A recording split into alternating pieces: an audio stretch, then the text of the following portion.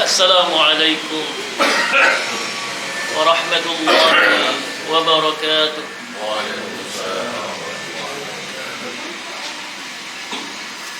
Alhamdulillahi rabbil alamin. Wa bihi nasta'inu ala umuri dunya waddin. Sallallahu ala nabiyyina Muhammadin wa ala alihi wa sahbihi wa man tabi'ahum bi ihsanin ila yaumiddin. Ashhadu an la ilaha illallah wahdahu la syarika lah wa ashhadu anna Muhammadan 'abduhu wa rasuluhu alladzi la nabiyya ba'dah. Amma ba'du. Bapak Ibu sekalian yang dirahmati Allah Subhanahu wa taala. Alhamdulillah, sore ini kita masih pada hari-hari tasyrik, hari-hari yang termasuk hari raya. Semoga Allah Subhanahu wa taala memberkahi kita di hari-hari yang mulia ini dan menjadikan haji yang dikerjakan oleh saudara-saudara kita menjadi haji yang mabrur. Bapak Ibu sekalian yang dirahmati Allah Subhanahu wa taala, sore ini kita akan berbicara tentang masalah memakmurkan masjid, khususnya memakmurkannya dengan sholat berjamaah. Masjid adalah memiliki keutamaan yang besar, keutamaan yang tidak diingkari oleh kaum muslimin. Bahkan Rasulullah Shallallahu Alaihi Wasallam dalam hadisnya menjelaskan tentang janji atau pahala orang-orang yang membangun masjid. Beliau bersabda, "Man bana lillahi masjidan kama hasil qutah." Siapa saja yang membangun masjid, walaupun masjid itu sebesar sangkarnya burung merpati, atau asghar, lebih kecil, banallahu lahu baitan fil jannah, maka pasti Allah akan membangun untuknya rumah di surga. Mungkin ada yang bertanya, membangun masjid sebesar sarang burung merpati, apa ya ada? Memang ada masjid dibangun besarnya sebesar sarang burung merpati. Kalaupun ada, apa gunanya? Bukankah tidak bisa kita melakukan sholat di masjid yang sekecil itu? Bahkan dalam hadis tadi, atau lebih kecil. Atau apa lebih kecil? Nah, maksud hadis ini, Bapak Ibu sekalian, adalah untuk sebagai tasjid, memberikan semangat, ya, targhib, untuk mendorong motivasi agar orang itu bersemangat membangun masjid. Jadi seandainya masjid itu hanya sebesar sarang burung merpati, itu ada balasannya di sisi Allah. Ya tentu jangan dimaknai apa secara lahiriah. Nah, apa sebenarnya masjid itu?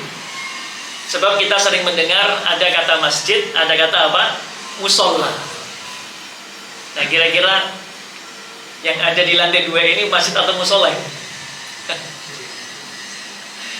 Para ulama berbeda pendapat tentang definisi masjid, ya. Tetapi ada satu kesamaan di antara mereka, dan ini insya Allah pendapat yang paling kuat, bahwasanya masjid itu adalah ardun mauqufah lis-shalah, yaitu tempat yang diwakafkan untuk sholat. Jadi ada tempat, lalu tempat itu diwakafkan oleh pemilik tempat itu untuk apa? Untuk sholat, atau ditegakkan sholat padanya. sekalipun belum ada bangunan. Maka apa di sini berarti ada beberapa syarat. Ya, suatu tempat itu disebut apa? Masjid. Yang pertama, tentu ada tempatnya. Ada apa? Tempatnya. Bisa tanah, sekalipun belum ada bangunan, atau bisa bagian tertentu yang ada di bangunan. Syarat yang kedua, diwakafkan. Apa diwakafkan? Diwakafkan itu berarti diberikan untuk kepentingan kaum muslimin. Jadi tidak dimiliki secara apa? Pribadi. Jadi kalau misalnya ada seorang, saya mau menjadikan halaman rumah saya untuk sholat, tapi tanahnya itu masih milik pribadi, itu namanya belum apa? Belum wakaf. Tapi kalau saya serahkan tanah ini bukan menjadi milik saya lagi, tapi saya serahkan kepemilikannya kepada kaum muslimin yang mungkin dikelola oleh negara, maka itu baru diwakafkan. Lalu yang ketiga, syaratnya apa? Untuk sholat. Diwakafkan apa? Untuk sholat. Sebab wakaf itu macam-macam tujuannya. Bisa untuk tempat panti asuhan misalnya, bisa untuk tanah kuburan, itu juga tanah wakaf itu. Bisa juga untuk sholat. Maka dari definisi ini yang disebut masjid itu kalau terkumpul apa? 3 syarat. Pertama, tempat, walaupun belum ada bangunan. Yang kedua, diwakafkan, tidak menjadi milik pribadi. Yang ketiga, untuk sholat. Apabila salah satunya tidak ada, maka tidak disebut apa? Masjid. Nah, kemudian masjid dibagi dua. Ada masjid yang sifatnya masjid biasa, yaitu yang tuqamu alaihi as-shalawatul khamsu faqat, yang dilaksanakan padanya sholat wajib 5 waktu. Itu namanya masjid biasa. Dan yang kedua, masjid yang ditegakkan padanya apa? Sholat Jumat, disebut masjid jami'. Masjid jami', karena jami' itu mengumpulkan kan. Biasanya masjid jami' itu lebih sedikit daripada masjid biasa. Ya, karena apa? Karena ya biasanya sholat Jumat itu di satu kota itu hanya beberapa masjid besar saja yang mengadakan. Nah, itu masjid biasa dengan masjid apa? Masjid jami'. Nah, mengapa kita perlu mengetahui definisi masjid? Sebab Bapak Ibu sekalian yang dirahmati Allah Subhanahu wa taala, hukum-hukum yang terkait dengan masjid, ya, baik yang terkait dengan ibadah atau larangan-larangan yang dilarang untuk dikerjakan padanya di masjid itu tergantung pada definisi masjid itu apa. Artinya apabila misalnya nih larangan jual beli di masjid, kan begitu, maka itu hanya dilarang kalau apa? Di masjid. Adapun kalau di sifatnya musola, maka tidak dilarang. Mengapa? Karena bukan masjid. Jadi tempat ini misalnya, ini masjid atau bukan? Kalau masjid, maka dilarang jual beli. Tapi kalau sifatnya musola, maka larangan itu tidak berlaku. Karena larangan jual beli itu hanya untuk apa? Masjid. Dan ini juga terkait dengan misalnya pahala sholat jamaah padanya. Itu terkait dengan apa? Masjid. Nanti kita akan bahas insya Allah setelah ini. Dan begitu juga antara terkait lain, terkait dengan apa? Dengan masjid. Akan tetapi para jamaah sekalian, sholat Jumat itu tidak mengapa dikerjakan di masjid atau bukan masjid boleh. Jadi kalau seandainya mengadakan sholat apa? Jumat, itu tidak apa-apa, karena sholat Jumat itu tidak harus di masjid. Baik, itu terkait dengan apa? Masjid. Jadi yang pertama tadi apa? Tentang keutamaan membangun masjid. Yang kedua tentang definisi masjid. Sekarang yang ketiga tentang keutamaan memakmurkan masjid. Allah Subhanahu wa taala berfirman, "Innama ya'muru masajidallah man amana billahi ya wal yaumil akhiri wa aqamas shalah wa ataz zakah fa asa ulaika ayyakunu minal muhtadin." Yang artinya yang memakmurkan masjid-masjid Allah itu hanyalah orang-orang yang betul-betul beriman kepada Allah dan betul-betul beriman kepada hari akhir dan menegakkan sholat dan menunaikan zakat. Mereka itulah semoga mereka akan termasuk ke dalam golongan orang-orang yang mendapatkan petunjuk dari Allah Subhanahu wa ta'ala. Apa maksudnya? Maksudnya ayat ini memuji orang-orang yang senang memakmurkan apa? Masjid. Jadi kalau ada orang kok suka memakmurkan masjid dengan apapun ya, utamanya dengan sholat 5 waktu atau dengan misalnya ibadah yang lain, membaca Al-Quran atau i'tikaf dan lain-lain, itu dipuji oleh Allah, mereka itu orang-orang beriman. Sehingga tidak mungkin ya, orang-orang yang munafikin, orang-orang yang tidak beriman itu memakmurkan masjid, itu mustahil. Jadi Allah puji keimanan apa? Orang yang apa? Memakmurkan masjid, diakui oleh Allah Subhanahu wa ta'ala. Ini yang pertama. Bahkan dalam hadis Rasulullah mengatakan idza ra'aita ar-rajulu ya, ay mar'u ya, apabila kau melihat seorang ya'tad yang biasa pergi ke masjid ya, bolak-balik ke masjid, pulang rumah, masjid ke rumah, untuk apa? Untuk sholat utamanya. Fashhadu ya lahu bil iman, maka persaksikanlah bahwasanya apa? Dia orang yang beriman. Ini pujian dari Rasulullah SAW. Kalau tadi pujian dari siapa? Allah. Jadi apa? Bisa dikatakan orang yang pekerjaannya tanda kutip bolak-balik ini masjid ini, itu menunjukkan apa? Tanda iman. Sebab tidak ada yang menggerakkan seorang untuk berangkat ke masjid kecuali apa? Ibadah. Ya, kecuali kalau memang dia cari sandal yang bagus, nah itu beda lagi. Ada tidak? Ada itu. Terutama sholat Jumat. Ya, tidak pernah sholat itu.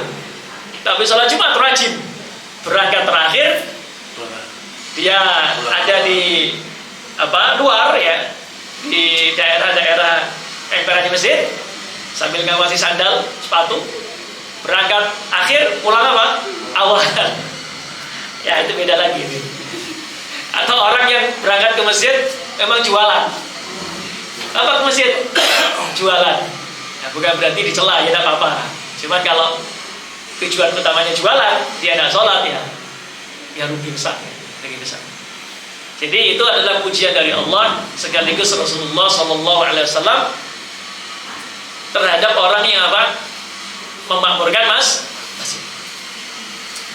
Baik, Bapak Ibu sekalian yang dirahmati Allah Subhanahu wa ta'ala. Lalu ibadah apa saja yang bisa dilakukan di masjid? Ya, ibadah apa saja sih? Ya tentu yang pertama sholat 5 ini jelas ya.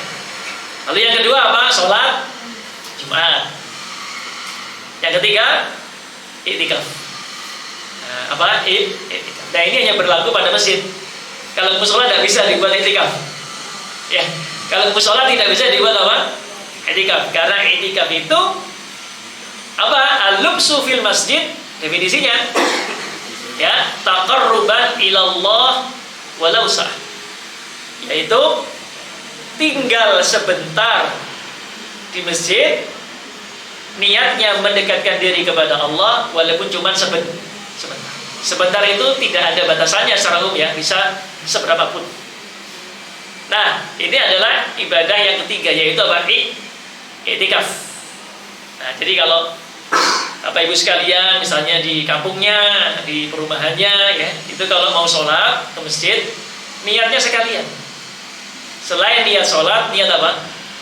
I'tikaf, supaya dapat dua itu, pahala ibadah sholat sekaligus apa? I'tikaf. Atau sekedar, wah saya kok ingin istirahat lah, capek-capek pulang kerja ya.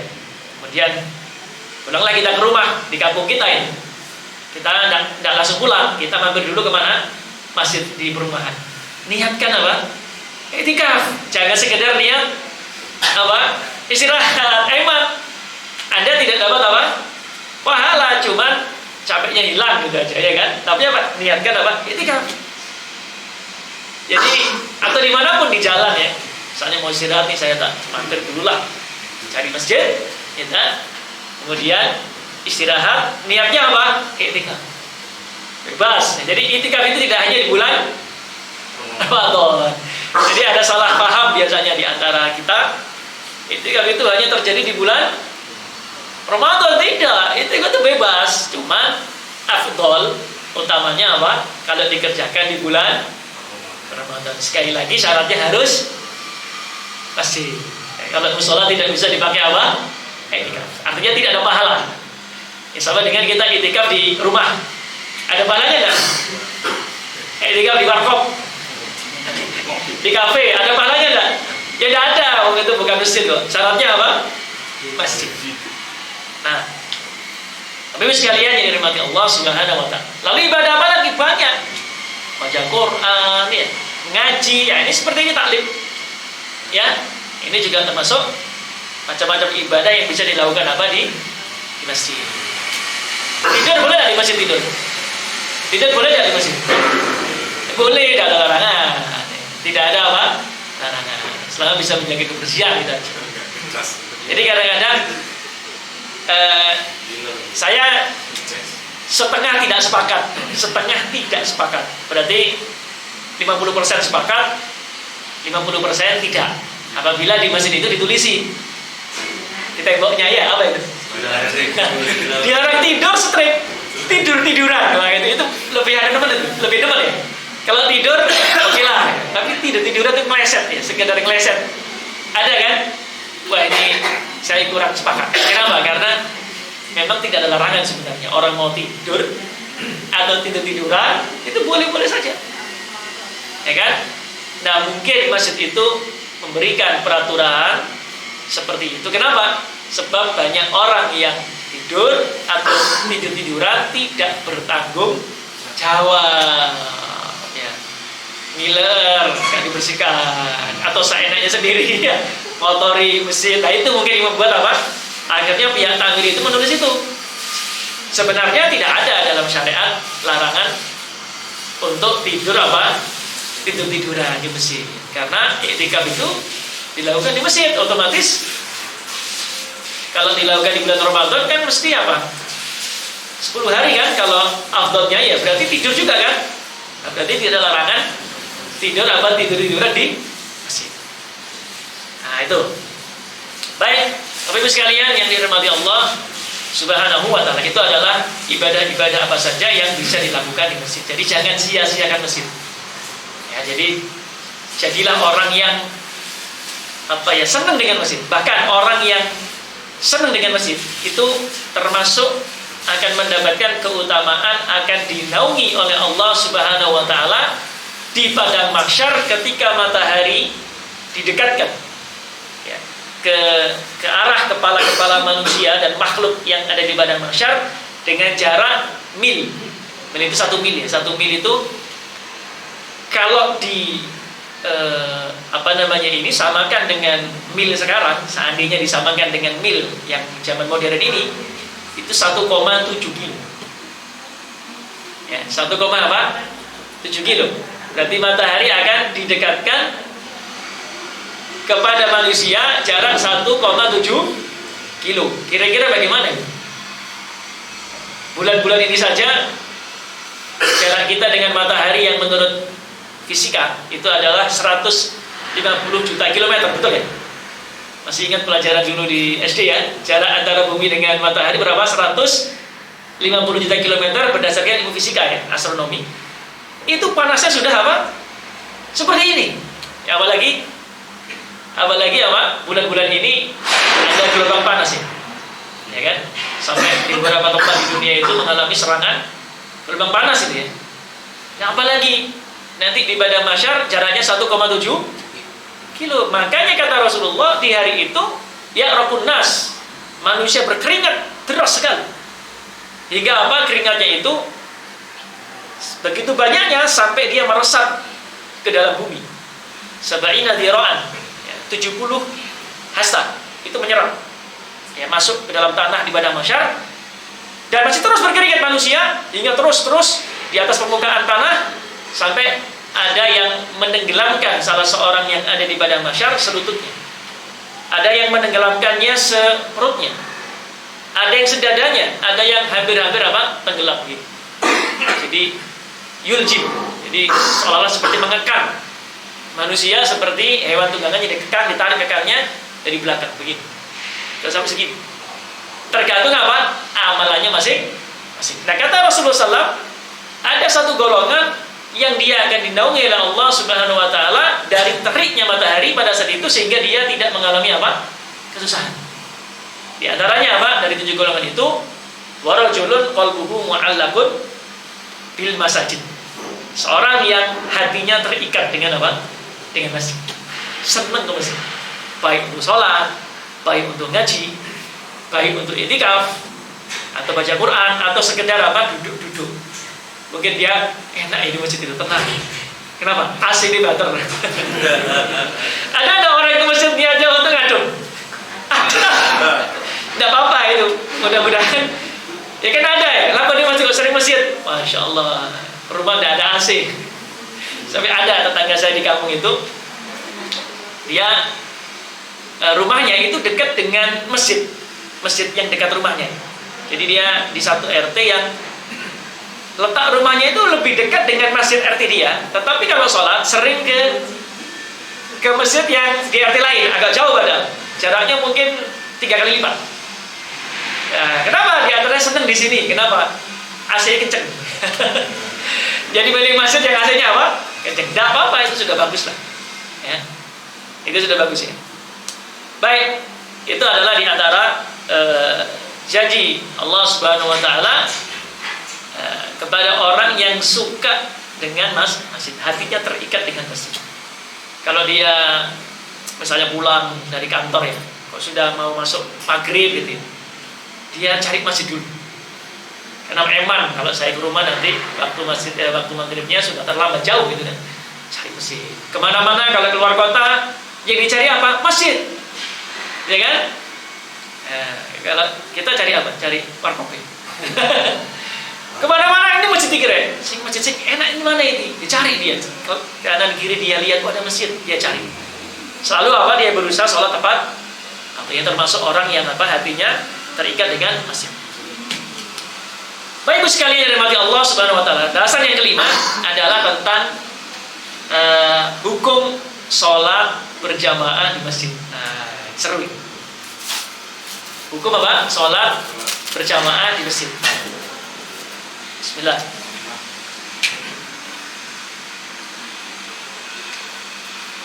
Hukum sholat berjamaah di masjid untuk perempuan, ulama sepakat tidak wajib. Untuk perempuan ya, untuk ibu-ibu, hukum sholat berjamaah bagi perempuan di masjid. Jadi ada 4 hukum sholat. Tentu sholat lima waktu maksudnya. Sholat fardu berjamaah di masjid bagi perempuan. Hukum sholat fardu lima waktu berjamaah di masjid bagi perempuan. Ulama sepakat tidak wajib. Jadi bebas ya. Mau ibu-ibu mau berangkat ke masjid setiap hari monggo, Anda juga tidak apa-apa. Bahkan Nabi mengatakan dalam hadisnya muttafaqun alaih, la tamna'u ima Allah masajid Allah. Janganlah kalian larang hamba-hamba Allah yang wanita untuk pergi ke masjid. Jadi bapak-bapak yang ada di sini hendaknya tidak melarang istrinya atau mungkin anak perempuannya apabila dia senang sholat di masjid. Ya, itu tidak apa-apa. Bahkan Nabi memberikan kelonggaran. Ya, memberikan kelonggaran. Ya, tentu dengan syarat-syarat ya, tentu dengan syarat-syarat. Kalau misalnya mungkin penampilannya tetap cara perbagiannya tetap diatur ya, sesuai dengan syariah, yaitu menutup aurat dan semisalnya. Nah, jadi apa hukumnya Tidak wajib. Ya, tidak wajib. Walaupun sebagian ulama ada yang mengatakan, nanti kita akan bahas tentang sholat perempuan terbaik di mana, apakah di masjid ataukah di rumah. Nanti insya Allah kita akan bahas. Baik, sekarang hukum sholat fardu berjamaah di masjid bagi siapa? Laki-laki. Nah, tadi bagi perempuan. Kalau ini bagi laki-laki. Hukum sholat fardu berjamaah di masjid bagi laki-laki.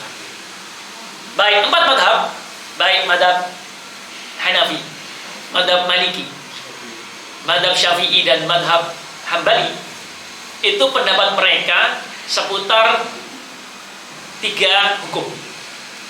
Ya, jadi sholat fardu berjamaah di masjid bagi laki-laki, hukum mereka terkait ini seputar 3 saja. Pertama fardu kifayah, yang kedua adalah sunnah muakkadah, dan yang ketiga fardu jamaahnya sekalipun tidak di masjid. Saya ulangi ya, 4 madhab pendapatnya seputar 3 fardu kifayah. Artinya apa? Sholat fardu bagi laki-laki di masjid berjamaah itu apa? Fardu kifayah. Fardu kifayah artinya apabila sudah ada yang sholat berjamaah di masjid laki-laki, maka kewajiban bagi yang lain laki-laki itu gugur. Misalnya nih, satu kampung laki-lakinya 100 orang. Lalu kemudian ketika datang sholat 5 waktu, ya misalnya sholat zuhur, ya, itu sudah ada yang jamaah. Yang jamaah berapa? Misalnya 20 orang dengan imamnya. Maka 80 orang laki-laki yang ada di kampung itu tidak wajib hadir di masjid untuk berjamaah. Jadi mengerti ya? Ini fardu kifayah. Tapi kalau tidak ada satupun yang sholat di masjid berjamaah, maka semua laki-laki yang ada di kampung itu apa? Berdosa. Ini yang pertama. Yang kedua, hukumnya sunnah muakkadah. Tidak saya wajib bahkan, tidak saya fardu kifayah. Jadi sebaiknya di masjid, tapi kalau tidak pun tidak berdosa. Nah, ini pendapat yang kedua. Nah, pendapat seperti ini biasanya akan menghasilkan masjid yang sepi. Kenapa? Oh, gak wajib kok gitu. Akhirnya sunnah muakkadah ya wis ngono ning omahe gitu kan. Ya enggak apa-apa, ini pendapat ulama juga gitu kan. Tapi biasanya akan menjadikan apa? Masjidnya sepi. Makanya kadang-kadang di desa-desa terutama ya, atau di kota-kota yang agak terpencil, itu kadang kita lihat masjidnya itu megah ya, tapi apa? Isinya mengenaskan. Ya kadang yang imam ya dia, yang ada dia, iqamah dia, dan yang makmum juga dia. Nah ini, tapi ini juga ada pendapat memang seperti itu. Lalu pendapat yang ketiga, ini seputar 4 madhab. Ini pendapatnya Imam Ahmad bin Hanbal. Hukum sholat fardu berjamaah bagi laki-laki fardu ain, sekalipun tidak di masjid. Nah ini beda ya, saya ulangi ya. Hukum sholat fardu berjamaah bagi laki-laki fardu ain, artinya semua laki-laki yang merasa laki-laki wajib sholat fardu berjamaah sekalipun tidak. Nah, sehingga di sini syarat masjidnya tidak ada. Syarat masjidnya apa? Tidak ada. Jadi seandainya laki-laki yang ada, misalnya di kampung ya, 100 orang, yang sholat jamaah di masjid 20 orang seimami, yang lain sholat berjamaah di rumahnya temannya misalnya, ada 80 orang dibagi 4 rumah, berarti 20, 20, 20, maka mereka tidak berdosa. Kenapa? Sudah melaksanakan kewajiban berjamaahnya. Karena syaratnya tidak harus di masjid. Bisa dimengerti ya? Bedanya tahu ya? Nah ini pendapat Imam Madhab yang 4. Adapun pendapat yang mewajibkan laki-laki harus sholat fardu berjamaah di masjid, itu adalah pendapat madhab Zahiri, di luar madhab 4 imam atau imam yang 4, Abu Hanifah, Malik, Syafi'i, dan Imam Ahmad. Itu madhabnya Dawud al-Zahiri, pendapat madhab Zahiri. Nah itu wajib sholat berjamaah di masjid, syarat pastinya ada. Tapi itu sudah keluar dari pendapat apa? 4 imam madhab.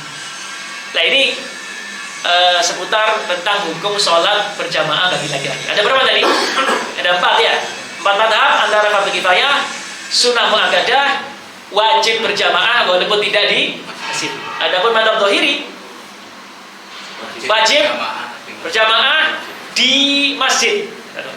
Jadi mengerti ya? Nah, sehingga kita tidak perlu heran kalau ternyata pendapat kaum muslimin beda-beda. Memang begitu. Monggo pilih yang mana silahkan. Ya. Tapi jangan sampai pilihan kita seandainya, kita pilih sunnah muakkadah. Kemudian kita berarti malas ke masjid, ya keliru. Nah dalilnya apa? Dalilnya apa? 4 pendapat ini ternyata dalilnya kebanyakan sama. Bedanya di pemahaman. Bagaimana itu contoh? Pendapat yang mewajibkan berjamaah walaupun tidak di masjid, dan pendapat yang mewajibkan di masjid. Ya. Itu dalil yang paling utama ini. Hadis Abu Hurairah muttafaqun alaih. Rasulullah mengatakan asralus shalah 'alal munafiqin salatu al-isya wa salatu subhi. Salat yang paling males, ya. Salat yang paling males dikerjakan oleh orang munafikin itu ada 2. Salat subuh sama salat apa? Isya. Walau ya'lamuna ma fihima la atauma walau habwan. La atauma walau habwan. Seandainya orang munafik itu tahu pahala yang besar yang ada di 2 salat itu, niscaya mereka akan mendatanginya walaupun dengan merangkak. Nah, kita bahas ini dulu. Jadi di sini Rasulullah mengatakan orang munafik itu adalah orang yang paling berat melaksanakan 2 salat subuh dan isya. Kenapa? Kalau zuhur, asar sama maghrib mereka masih maulah walaupun berat, tapi tidak paling berat. Yang paling berat itu subuh dan isya. Kenapa? Ada 2 alasan. Yang pertama itu saat tidur. Betul tidak? Subuh itu saat apa? Tidur. Enak-enaknya. Kalau isya saat awal tidur, ngantuk-ngantuknya orang. Sehingga berat. Ini alasan pertama. Ya, alasan apa? Kalau zuhur, asar, maghrib kan enggak, ya kan? Alasan yang kedua, karena orang munafik itu tidaklah sholat kecuali ria, ingin dipuji, yuraunan nas wala yadhkurunallaha illa qalila. Mereka ini kalau sholat malas, ya, idza qamu ila sholati qamu kusala, malas, dan mereka ini kalau sholat tujuannya supaya apa? Dilihat oleh orang, supaya gak dicela orang-orang Islam. Aku nih gak sholat jamaah, untuk menitakoki, komentari, kenapa gak sholat jamaah? Karena dia takut, karena dia malu. Akhirnya apa? Orang munafik itu terpaksa sholat ke masjid, ya kan, jamaah. Nah, kenapa kok mereka isya dan subuh itu paling berat? Selain karena alasan ngantuk tadi, karena zaman dulu nih, zaman Nabi itu tidak ada lampu. Jangan diperkirakan zaman Nabi itu ada lampu begini. Atau lampu yang baru apa itu lampu LED, nggak ada. Dulu itu penerangannya dengan api, dengan obor. Kira-kira terang nggak kalau dengan obor? Pernah zaman dulu di desa, zaman desa dulu ya, waktu kita masih kecil, itu listrik belum masuk. Nah, saya pernah dulu di Pacitan itu, saya masih SD itu udah ada lampu di pegunungan. Jadi penerangannya pakai apa? Obor. Itu walaupun pakai obor kita nggak bisa lihat. Di sebelah itu tidak bisa kelihatan dengan jelas, betul apa enggak? Ya. Nah, karena penerangan di Masjid Nabawi waktu itu hanya dengan obor, sehingga orang itu tidak tahu persis di sebelah saya itu siapa. Lah, sehingga apa? Kalaupun orang munafik tidak datang, ketahuan enggak? Ya. Kemungkinan besar tidak ketahuan. Kenapa? Karena dengan obor. Lain kalau zuhur, asar, maghrib masih kelihatan. Sehingga apa? Mereka tidak ada alasan untuk datang. Kan mereka tidak ketahuan kalau datang, betul apa enggak? Sehingga karena itulah mereka paling berat sholat berjamaah di masjid itu, sholat subuh dan sholat isya. Kenapa? 2 alasan. Yang pertama saat ngantuk, yang kedua di waktu itu gelap, sehingga tidak akan ketahuan kalau tidak datang. Sehingga apa? Alasan untuk datang itu semakin apa? Lemah. Wah, nggak ngerti ya, petengah itu. Bisa dimengerti ya? Baik, lanjutkan dari sini.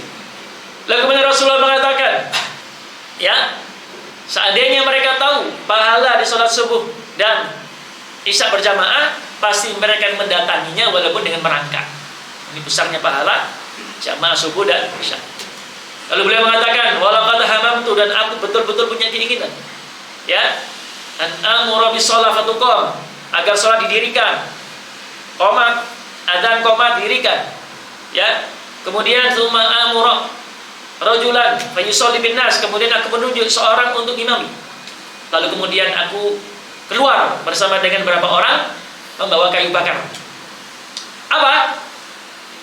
Ila qaumin, aku mendatangi kaum-kaum orang-orang la yashhaduna shalah, yang tidak mau hadir ke masjid untuk sholat, aku akan bakar rumah mereka dengan api. Nah, disinilah kemudian kesimpulan yang mewajibkan itu dari hadis ini. Kenapa? Ini berarti betul-betul ini harus. Kenapa? Ancamannya dibakar. Kalau tidak wajib tentu apa? Nabi tidak akan sampai mau melakukan hal tersebut. Nah, tapi ulama-ulama yang mengatakan tidak wajib, ya tidak wajib berjamaah di masjid, itu punya alasan lain. Bahwasanya apa? Rasulullah mengatakan sholatul rajul, ya sholatnya seorang, ya seorang ini itu fil jamaah, ya sholatul jamaah itu afdol, lebih utama min sholatil fardhi, daripada sholat sendirian apa? Bisab'in wa ishrina darajah, lebih baik daripada sholat bersendirian sebanyak 27 apa? Derajat. Berarti ini apa? Ini afdoliyah saja, tidak saya wajib, kan begitu ya. Dan dalil-dalil yang lain. Intinya para jemaah sekalian yang dirahmati Allah Subhanahu wa taala, intinya ulama beda pendapat, padahal dalilnya apa? Sama. Cuma empat madhab itu paling banter, paling ketat pendapatnya Imam bin Hanbal, mewajibkan berjamaah bagi laki-laki sekalipun tidak apa? Di masjid. Ada dalilnya? Ada. Nah, contohnya apa? Contohnya Mu'adz bin Jabal itu biasa sholat di Masjid Nabawi bersama Nabi. Kemudian beliau apa? Pulang ke kampungnya untuk mengimami orang-orang apa? Di kampungnya. Ya, tidak di masjid. Ya. Dan ada hadis lain yang mengatakan sebagian sahabat itu izin, ya Rasulullah, saya ini penglihatan saya kurang terang. Ya. Jadi bukan hadis yang bilang, bukan, beda. Hadisnya atau bukan hadisnya Abdullah bin Maktum ya. Tapi hadisnya sahabat lain yang matanya ini bukan buta tapi rabun. Sehingga kalau saya itu berangkat sholat pas banjir, saya khawatir celaka. Ya. Kemudian beliau minta izin supaya Nabi itu sholat di rumahnya. Nah, kemudian besok paginya waktu duha di rumahnya orang sahabat itu beliau menyediakan tempat khusus di rumahnya, bagian rumahnya, berarti bukan masjid, ya musola lah. Kemudian meminta Nabi supaya sholat bersama dengan dia, lalu dan keluarganya, lalu orang-orang sama tahu. Nah, kemudian apa orang-orang ini ikut sholat. Lalu kemudian memang setelah itu orang-orang sholat di rumahnya. Berarti ini bukan masjid, tapi apa berjamaah. Intinya para jamaah sekalian, ini beda pendapat saja, tapi mayoritas ulama tidak sampai harus wajib di masjid. Tapi pendapat yang paling ketat dari empat mazhab itu, Imam Ahmad, wajib jamaahnya saja sekalipun tidak di masjid. Adapun yang wajib di masjid pendapatnya siapa? Mazhab Zahiri. Apapun, monggo silakan pilih yang mana, tapi kita harus menghormati pendapat ulama yang lain. Tapi sekali lagi, sekalipun kita mengambil pendapat bukan pendapat wajib di masjid dan wajib jamaah, jangan sampai kita kehilangan semangat untuk apa? Tidak sholat jamaah di masjid. Ya, apalagi ini masjid bukan? Sepertinya bukan masjid ini sholat. Kenapa? Dibakar mana? Dibakarkan milik umat enggak? Dah, ya kan? Dah, ini milik kantong. Berarti secara status sertifikat bukan milik umat, milik siapa? Berarti bukan masjid. Wah, ngono. Nah, sholat yang ini, sholat yang... Nah, tetap sholat di sini. Insya Allah dapat fadilah jamaahnya. Ya sekalipun mungkin bukan sampai seperti lengkap seperti sholat jamaah di masjid, tapi insya Allah dapat fadilah jamaah. Nah, para jamaah sekalian, mari kita bahas sekarang apa sih keutamaan sholat berjamaah di masjid supaya kita semangat. Walaupun kita mungkin mengambil pendapat tidak harus wajib di masjid, tapi kalau kita mengenal keutamaannya, masya Allah semangat. Kita tidak akan meninggalkan sholat jamaah di masjid kecuali apa? Memang kita sakit, atau kecuali kita memang apa? Memang ada udzur. Apa saja? Yang pertama, tentu tadi jaminan iman atau pujian berupa apa? Iman.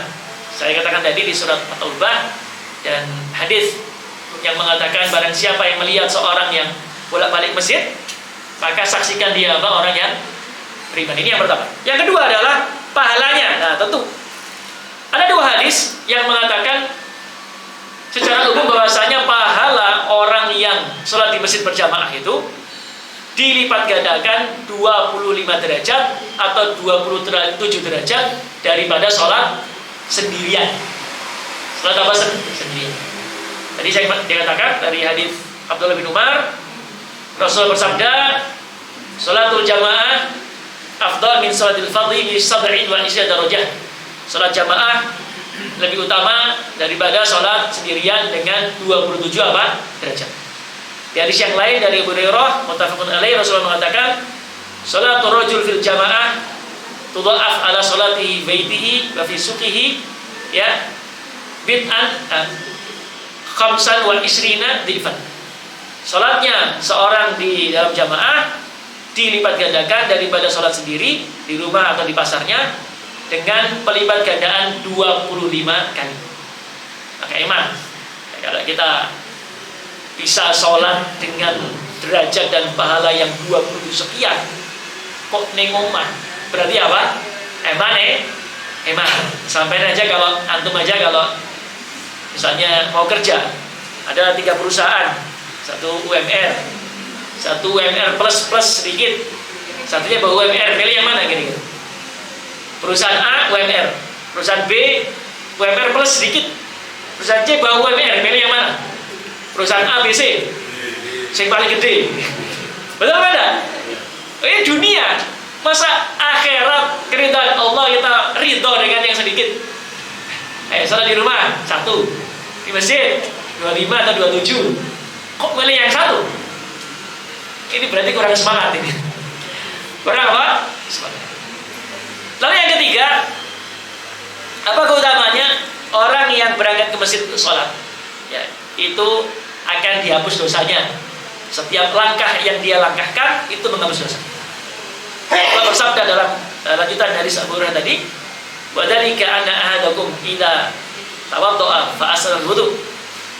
Dan demikian bisa terjadi kenapa? Ketika seorang di antara kalian hendak pergi ke masjid, dia berwudu, membaguskan wudunya, menyempurnakan wudunya, la yakhruju, ya, berikan kebaikan setiap langkah yang dia langkahkan.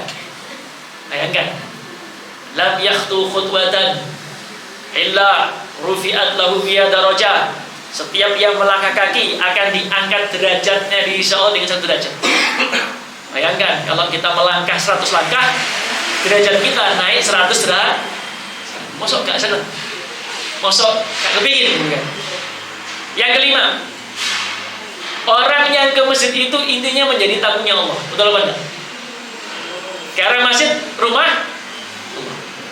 Sedangkan Allah memerintahkan kita untuk memuliakan tamu. Dalam Islam itu Allah dan Nabi-Nya memerintahkan kita untuk memuliakan tamu. Iya kan? Nah, kira-kira kalau kita jadi tamunya Allah, bakal dimuliakan Allah apa enggak? Bakal dimuliakan Allah apa enggak? Ya pasti gitu. Dan tentu pemuliaan Allah kepada kita sebagai tamunya lebih besar daripada apa? Pemuliaan kita kepada tamu yang datang ke rumah apa? Kita. Betul apa? Jadi tamunya Allah. Ya. Lalu yang berikutnya, orang yang kemudian masuk masjid, lalu dia sholat, itu akan didoakan malaikat. Ini manfaat yang keberapa? Kelima atau keenam. Rasulullah mengatakan, fa idza shalla, ya, lam tazalil malaikatu tusalli alaihi madam fi musallahu. Allahumma sholli alaihi, Allahumma arhamhu, Allahumma ighfirlah. Ketika seorang sholat di masjid, maka senantiasa malaikat terus-menerus. Ini malaikat tugas khusus, tugasnya di masjid. Untuk apa? Mendoakan orang yang sholat di masjid sampai dia keluar daripada apa? Masjid. Sampai dia tidak apa? Batal wudu. Yaitu apa? Ya Allah, ya, ampuni dia, rahmati dia, ya Allah, ya, ampuni semua dosa-dosanya. La yukhriju ila sholat, dia hidup. Itu apa? Didoakan oleh malaikat terus-menerus sampai dia selesai sholat dan keluar dari masjid. Masya Allah. Ya. Jadi kalau sampai yang Antum semua kepingin didoakan malaikat. Dan tentu doanya malaikat itu kira-kira dikabulkan nggak sama Allah Ta'ala?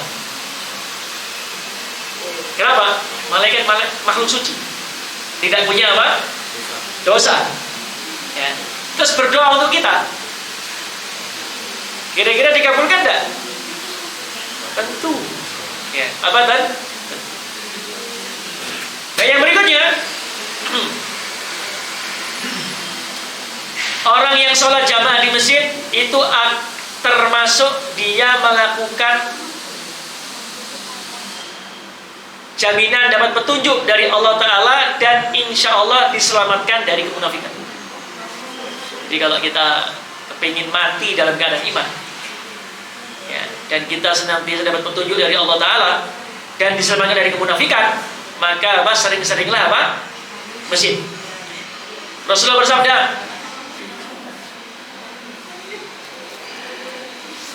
man sarrahu an yalqallah ghadan musliman. Ini ucapan dari Abdullah bin Mas'ud berdasarkan pengajaran Rasulullah SAW.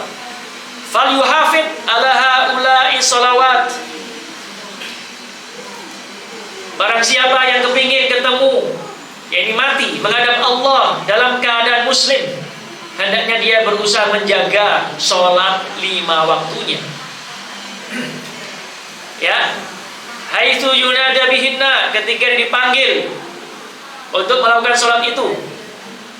Fa innallaha ta'ala syara'a li nabiyikum. Ya, sesungguhnya Allah Ta'ala telah menjadikan itu syariat nabi kalian. Dan apa, diselamatkan dari apa? Dari kemunafikan. Ini penting. Yang berikutnya adalah yang ke-7 atau ke-8. Bahwasanya orang yang melazimi sholat jamaah di masjid akan hidup dalam keadaan baik dan mati dalam keadaan apa?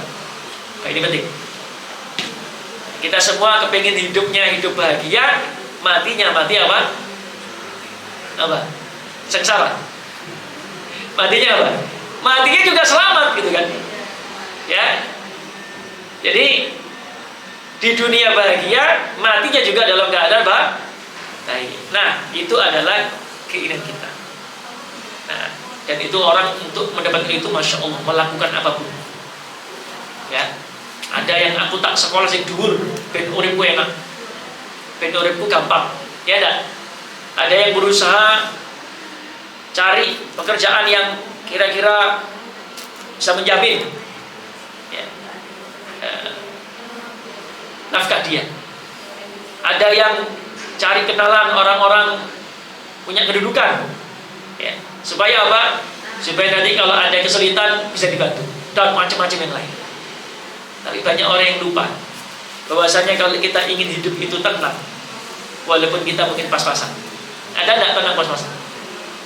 Ada enggak? Tenang. Dimudahkan sama Allah. Ya mungkin ya gajinya mungkin cuma 3 juta. Tetapi berkahnya apa? Dicurahkan oleh Allah Subhanahu wa Ta'ala. Diberikan penghasilan rezeki dari jalan yang tidak disangka. Setiap kali ada keperluan pas. Setiap kali ada kesulitan diberi jalan keluar. Enak begitu ataukah penghasilannya besar tapi masalahnya tambah ruwet. Ya.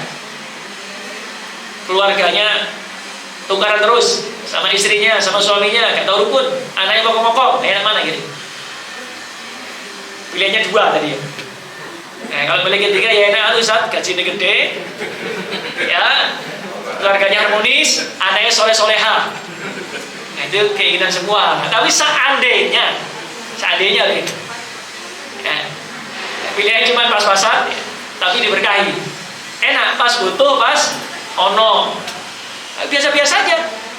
Ya mungkin seumur hidup jadi kontraktor misalnya. Ya, seumur hidup kontraktor, nggak bisa beli rumah. Tapi berkah, nggak masalah. Mau rumah loh, nanti ya ditinggal. Maksudnya dewi-dewi akhirnya mau ditinggal kan? Kan begitu ya? Ya kan? Tapi setiap kali dia butuh dimudahkan sama Allah. Pas ada kesulitan diberi jalan keluar. Istrinya masya Allah baik, anak-anaknya soleh ya enak. Ya kan, itu lebih baik daripada apa? Dohirnya Masya Allah semua ada, tapi apa? Keberkahan dicabut. Nah kalau kita ingin seperti itu, jagalah sholat 5. Tuh, Rasulullah bersabda, ya, Atanil laila atin, datang suatu malam, ya, utusan dari Tuhanku, kata Rasulullah SAW. Dia berkata, ya Muhammad, atadri, ya, fima yahtasimu al-malu a'la. Wahai Muhammad, tahukah kamu, ya, terhadap siapa atau terkait apa makhluk-makhluk di langit itu berdebat? Qultu, nah, ya, apa itu? Ya, dia berkata, fil kafarat wa darajat. Mereka berdiskusi, ya, mereka berdebat tentang hal-hal yang bisa menghapus dosa dan menaikkan derajat, ya, yaitu apa? Melangkahkan kaki menuju sholat jamaah dan menyempurnakan wudu pada saat apa? Sangat dingin cuaca, dan menunggu sholat setelah datangnya apa? Sholat. Dan orang seperti itu dosanya akan dihapuskan sehingga dia seperti anak yang baru dilahirkan oleh ibu. Masya Allah. Jadi apa? Selalu dalam keadaan apa? Baik. Selalu dalam keadaan apa? Baik. Hidupnya mulia, matinya apa? Mulia. Nah, Bapak Ibu sekalian yang dirahmati Allah Subhanahu wa Ta'ala, masih banyak yang lain, tapi intinya itulah beberapa faedah daripada apa? Sholat berjamaah. Maka apa? Jangan sekali-kali kalau bisa ditinggal, kecuali memang ada udzur. Sekalipun Ustaz, saya milih pendapat tidak wajib, monggo. Karena itu adalah dasarnya. Ya, ulama-ulama juga mengatakan itu mungkin ada. Ya, yang mau ngomong wajib, monggo. Tapi sekalipun memilih yang tidak wajib, jangan sampai ditinggalkan. Emang hidup itu cuma sekali, tidak bisa diulang. Ya, sampai rugi sekali ya, rugi selamanya. Anda untung ya untung, tidak bisa diulang. Nanti ketika sudah mati, ya Allah kembalikan saya. Ngerti ngono aku. Ini masih terus saya sholat, itu kan ya. Rugi dengan ini, tidak bisa. Mau masih hidup, apa? Ayo, mari kita makmurkan masjid-masjid Allah dengan banyak ibadah, terutama sholat berjamaah. Ya, baik. Baik sekalian, inilah bahasan singkat tentang masalah sholat berjamaah, apa keutamaannya. Ya, mari semoga kita menjadi orang-orang semangat, dan kalau ada pertanyaan dipersilahkan.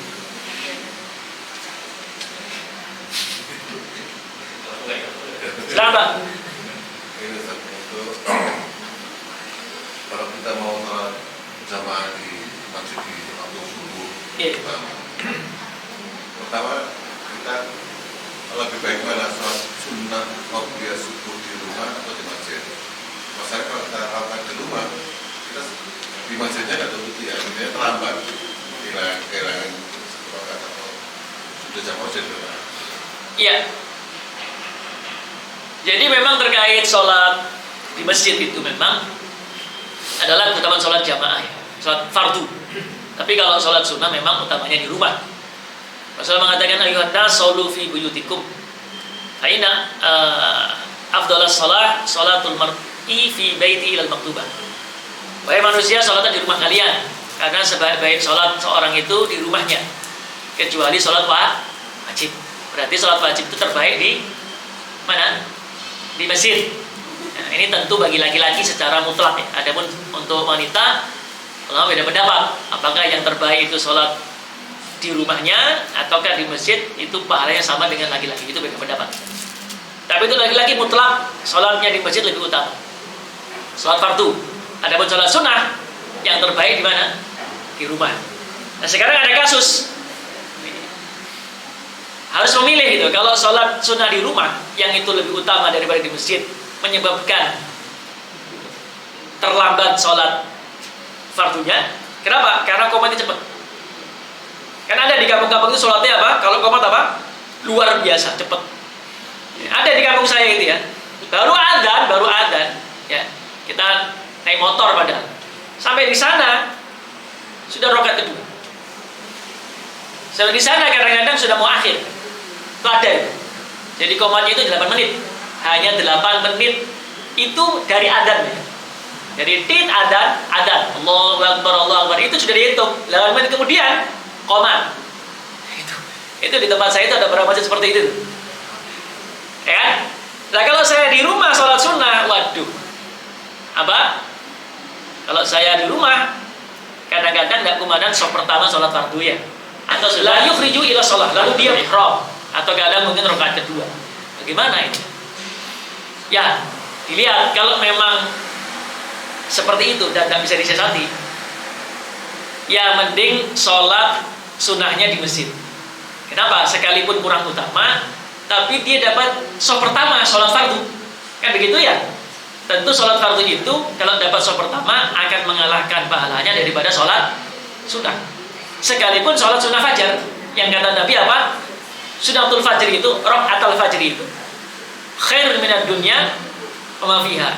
2 rakaat sholat sunnah qobliyah subuh itu pahalanya lebih baik dari dunia seisinya. Tapi itu jauh lebih kecil dibandingkan sholat fardu subuh. Jadi jangan sampai begini. Wah, sholat sunnah qobliyah subuh lebih baik dari seisinya. Lalu kemudian kita punya pandangan, berarti sholat wajib lebih kecil. Karena apa yang lebih besar daripada dunia seisinya, kan gitu kan ya? Oh, keliru. Ya, harusnya gini, kalau sholat sunnah saja qobliyah subuh lebih baik dari dunia seisinya, apalagi apa?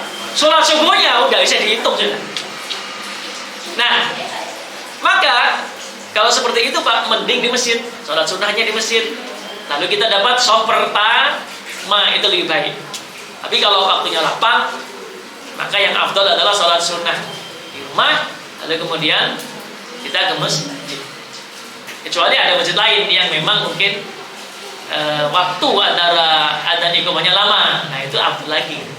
Jadi tidak sampai kita berani sholat sunnah di rumah membuat kita kehilangan shaf pertama. Karena shaf pertama itu luar biasa Pak. Sampai Nabi mengatakan lau ya'lamun nas, seandainya manusia itu tahu terkait dengan adzan wasofil awal dan shaf pertama, tsumma lam yidu ila yastahimu alaih, lalu kemudian mereka tidak bisa mendapatkan shaf pertama kecuali rebutan, pasti mereka rebutan. Jadi kalau ada apa ini? Ada diskon apa itu di mall, ya itu rebutan ya. Ya, wow, cepet-cepetan. Kenapa? Diskonnya mungkin untuk 100 orang pertama. Yang datang 1000. Kadang-kadang apa datang sebelum tokonya buka gitu ya. Nah, kata Nabi kalau seandainya mereka tahu pahala, kehebatan, nilainya shaf pertama, dan kan terbatas, tidak mungkin semua shaf pertama kan, tidak mungkin Pak, masjid isinya shaf pertama toh. Itu lebarnya berapa itu? Tidak mungkin kan? Atau begitu, oh, udah gini aja wis. Besok ya kita harus buat masjid itu memanjang. Kenapa? Biar semua dapat shaf pertama. Ada ide seperti itu? Ada. Masuk akal ya? Jadi mana-mana tak kayak masjid memanjang. Kenapa? Ben orang shaf pertama kali. Kan tidak mungkin. Berarti rebutan ya. Nah, seandainya mereka itu tidak bisa mendapatkan shaf pertama kecuali rebutan, pasti rebutan mereka. Ya, makanya seperti itu tidak main-main Pak. Sampai ada seorang ulama itu, kalau saya tidak salah lupa saya namanya, Sufyan Fudel bin Iyad, atau mungkin Sufyan Ats-Tsauri, atau kalau tidak salah Said Al-Musayyib atau Al-Musayyab dalam satu riwayat itu selama 40 tahun tidak pernah melihat leher orang lain. Artinya apa? Selama 40 tahun sholat berjamaah tidak pernah melihat leher orang lain. Artinya apa? Kecuali imamnya, lehernya imamnya. Itu sholat 40 tahun Pak, tidak pernah absen sholat pertama. Kalau kita baru tahun ngelihat lehernya orang.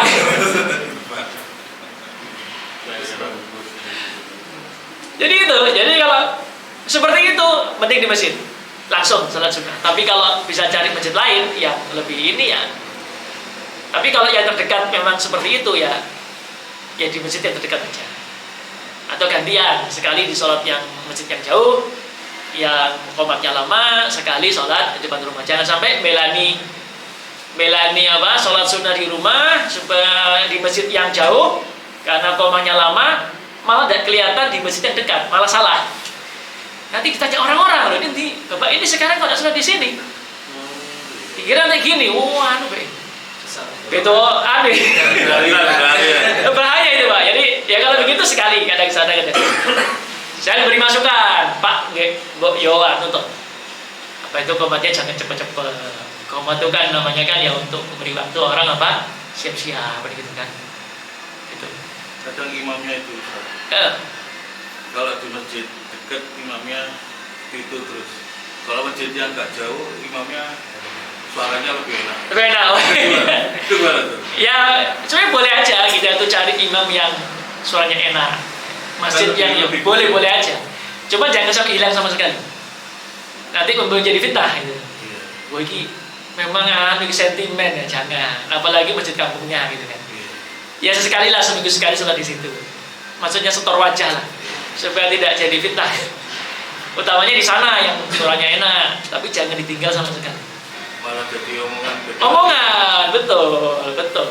Jangan, tetaplah seminggu sekali tetap di sana. Atau sholat yang imamnya tidak ada suara nih. Asal. Apa misalnya? Asar di sini ya. Tuh sama asal. Baik, yang anu Mas Imam silakan. Kalau di masjid itu kan biasanya pernikahan itu kan dilakukan di masjid kadang-kadang yang mana timurnya. Apakah itu memang hukumnya di Islam itu gimana? Apa dianjurkan apa memang kamu lihat gimana? Apa Jadi sebenarnya kalau akad apa termasuk memamurkan masjid? Insya Allah pendapat yang kuat ya, pendapat yang kuat. Wallah alam. Ini sekali lagi memang ada beberapa bahasan yang ulama tentang masalah pernikahan di masjid atau apa itu. Cuman memang hukum asalnya boleh-boleh saja. Mungkin dia itu mencari, karena masjid ini kan tempat yang makan mubarak, tempat yang diberkahi.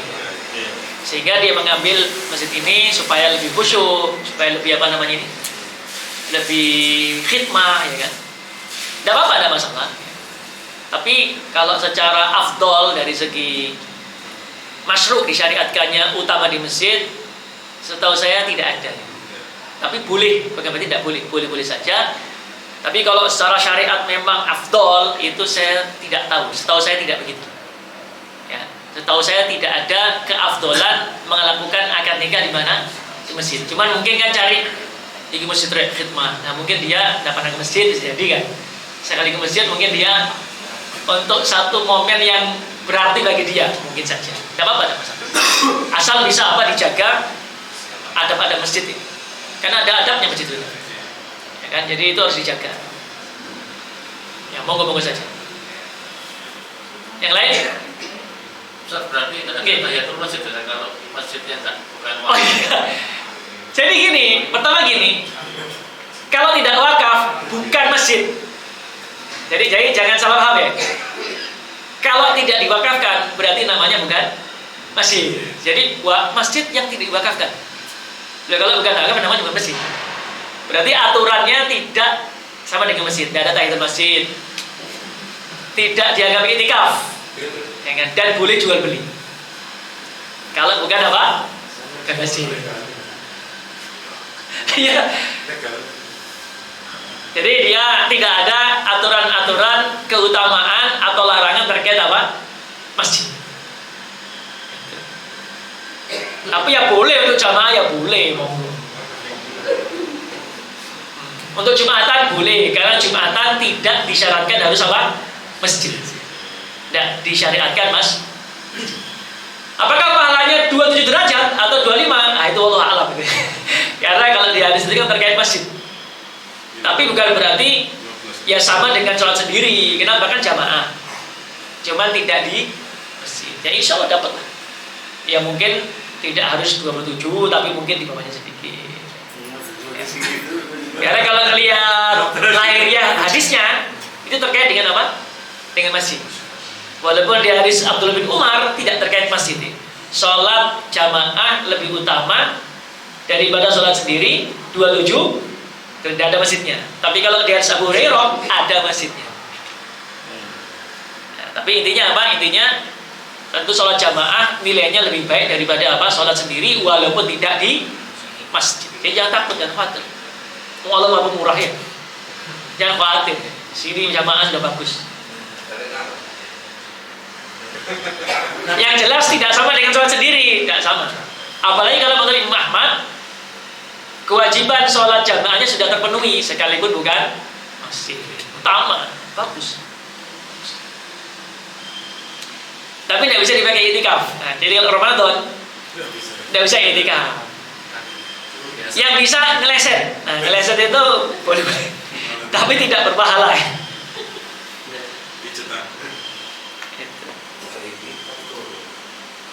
Itu bedanya musola dengan apa? Dengan masjid. Musola tempat sholat kita aja. Sekalipun tidak diwakafkan bisa menjadi musola. Kalau masjid memang tempat untuk diwakafkan untuk sholat. Berarti sudah bukan milik pribadi, milik umat. Hanya nanti pengelolaannya terserah, yang diserahkan ada. Tapi sudah bukan menjadi milik apa? Pribadi. Baik pribadi secara pribadi betul atau pribadi kelompok. Misalnya 5 orang, 3 orang. Jadi sudah milik umat. Sudah milik apa? Jadi mau jual beli monggo. Kalau ini bukan masjid misalnya ya, jual beli di sini monggo, tidak ada larangan. Ya. Tidak ada apa?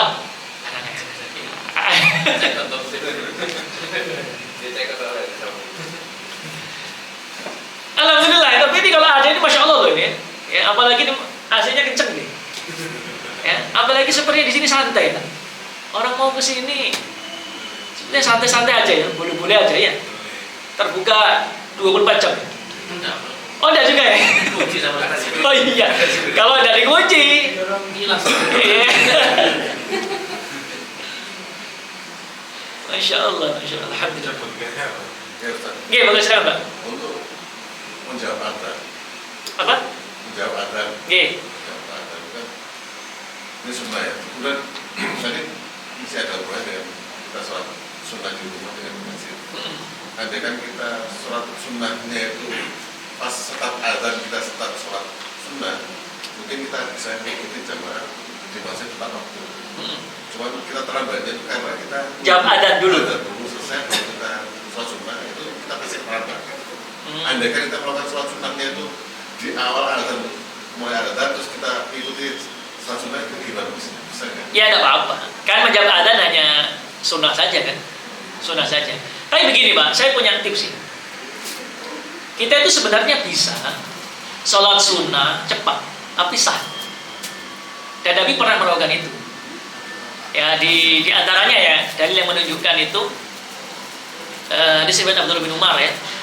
Itu dari saudaranya Hafsah itu pernah cerita. Nabi itu kalau sudah masuk fajar itu beliau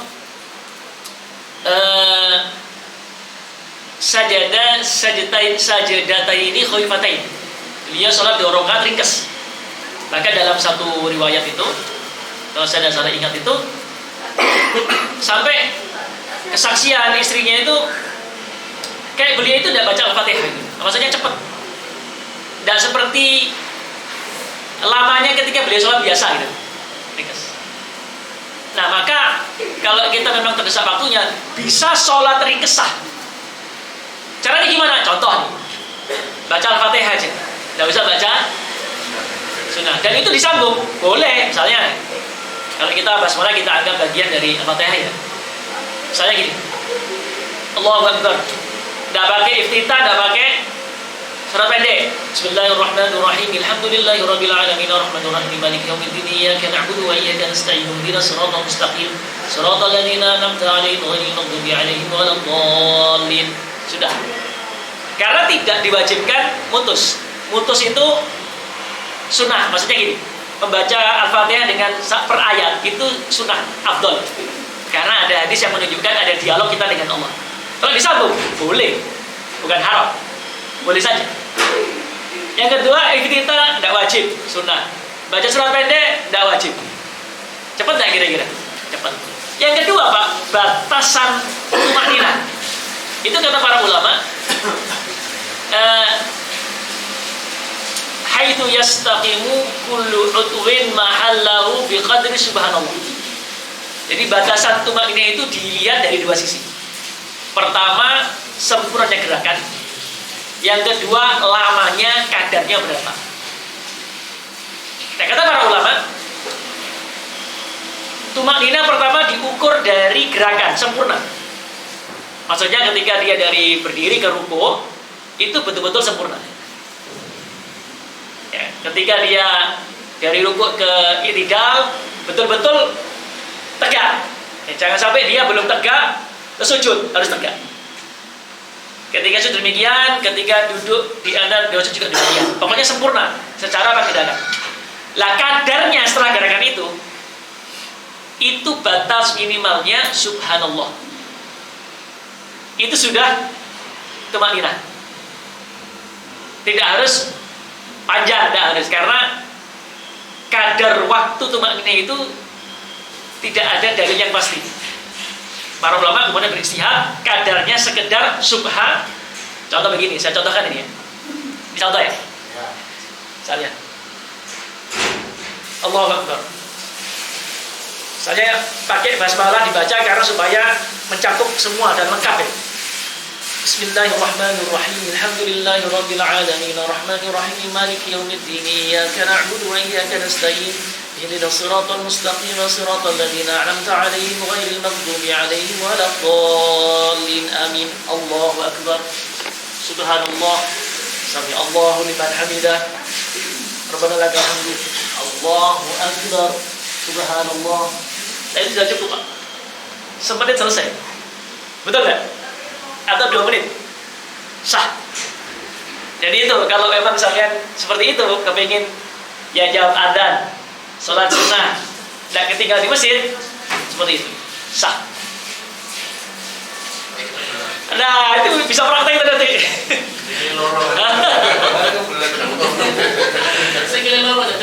Ya, itu sudah sah itu. Ya, boleh itu.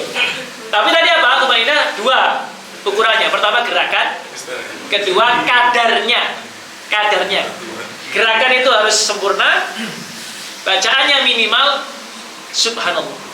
Jadi jangan sampai ada ada benar ruku ya. Jadi kalau harus benar gini, jangan saya begini terus begini, itu belum ruku namanya. Atau belum berdiri ya, sampai Allah liman hamidah terus sujud, itu tidak sempurna. Dia harus tegak betul, pas, terus kadarnya minimal subhanallah. Nah, itu teknik sholat cepat tapi sah kalau apa? Kalau kita lagi ada kebutuhan kayak tadi itu ya. Tuh.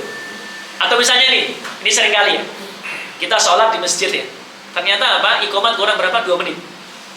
Turun sholat sunnah, baik sunnah qobliyah atau di masjid, ya kan?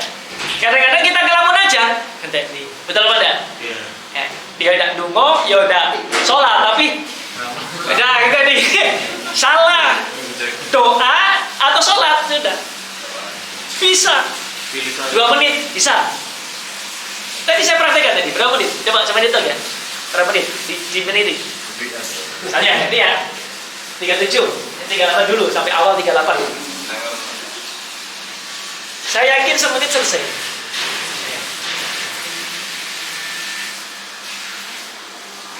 Nah ini 38 dulu. 37 masih.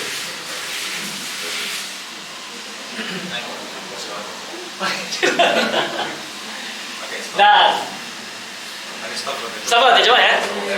Siap ya. Mulai takbir. Allahu akbar.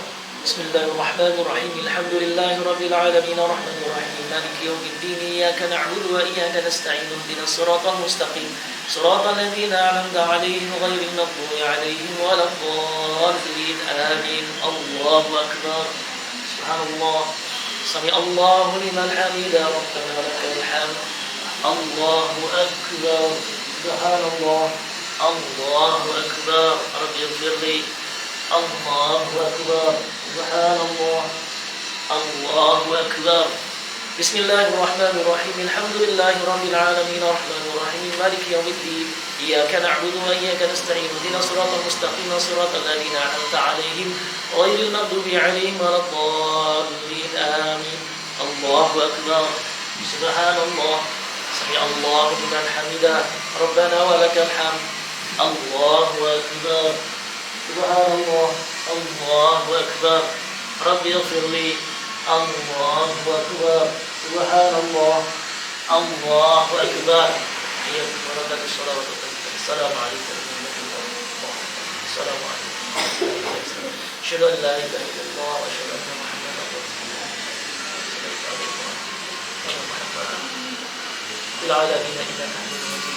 Assalamualaikum warahmatullahi wabarakatuh. Assalamualaikum warahmatullahi wabarakatuh.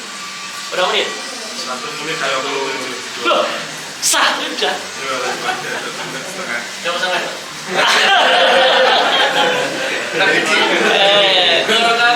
Iya, Robi Firly kan sudah satu aja cukup. Robi Firly, subhanallah, selesai. Tidak harus lengkap, tidak harus. Itu, jadi kalau mepet-mepet begitu, emang 2 menit bisa sholat. Kadang-kadang ngelamun, wah katanya sholat ragu-ragu, sholat aja. Kalaupun terawih yang cepat itu harus penuh ya. Pertama, jangan terlalu cepat. Kadang-kadang kalau kita lihat itu terlalu cepat. Allahu Akbar, ini salah ya kan. Tapi kalau seperti tadi, minimal seperti tadi, itu masih boleh. Tenang aja tapi. Tadi kan kelihatan besar tidak tadi? Tidak santai. Tapi sah. Ya kan? Itu kondisi-kondisi apa yang tidak normal ya. Kalau normal ya apa cepat-cepat. Ya kan? Kalau sholat dinikmati ya kan. Sholat itu kan bicara dengan Allah kan. Tapi kalau kurang 2 menit bisa itu. Malah bisa 4 rakaat itu. Ya kalau kurang tadi 4 rakaat kan bisa. Situlah kita alhamdulillah, makanya ulama memberikan apa ya, solusi ya. Jadi itu tadi kan kelihatan tenang kan ya, dan kelihatan kesusu kan. Cuman ya berarti harus belajar Al-Fatihahnya terus harus belajar. Maka Al-Fatihah sih bener, yang penting Al-Fatihahnya bener. Jadi bacanya setelah gerak ya, jadi bukan baca pas gerak. Jadi tak Allahu Akbar, Subhanallah, Allah. Jangan Allahu Akbar, Subhanallah, jangan. Sudah tak baru apa?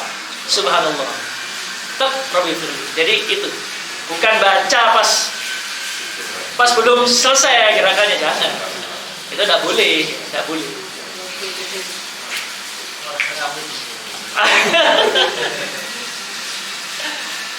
Gitu. Atau misalnya tugas ya, susu waktu ya emang bisa pakai tadi gitu ya, cepet-cepetan misalnya mau masalah budal di Hongkong ini segera berangkat ya. Insyaallah.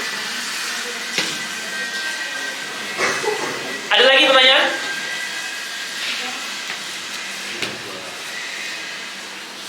Nah sekali-kali perlu praktek sholat cepat ya. Untuk kelatih ya. Tapi sholat sunnah aja, ngelatih kita. Oh. Nanti praktek Pak besok pagi, subuh ya misalnya. Nah, praktek itu Pak. Atau gini, Kenapa? katakanlah misalnya di rumah kampung itu kan banyak masjid ya. Kita ambil adzan, kadang adzan lebih cepat, ada yang adzannya lebih cepat. Iya, jadi kita ikuti adzan yang itu. Tapi sholatnya nanti sholat subuhnya ikuti yang terakhir di belakang. Nggak paham. Karena ini saya lihat sudah 3 masjid. 3 tempat masjid satu-satu kan? Yang pertama ada duluan. Nah, sholat sunahnya kita itu mengikuti ada yang duluan ini. Sholat sunahnya. Oh ya, tidak apa-apa. Tidak ada masalah. Karena itu kan umum ya. Berbuka puasa. Iya, Pak. Loh, kok wis? Masjid Sekono. Asal jangan masjid Mekah ya, atau masjid sebelumnya. 1 jam nanti, atau masjidnya Papua sejam 2 jam dari sini. Ikuti masjid Papua 2 jam. Boleh tidak masalahnya? Puasa biasanya kita sing paling disian adzan sing diturut ya. Sama, kalau sahur sing paling lama.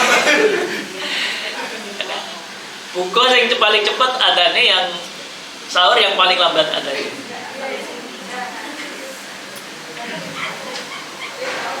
Ada yang lain? Baik, monggo Pak, silakan monggo Pak. Kemarin itu ada kan waktunya puasa Arafah Ya. Pada waktu mau buka itu kan di jalan ada masjid yang saya dengar itu ada.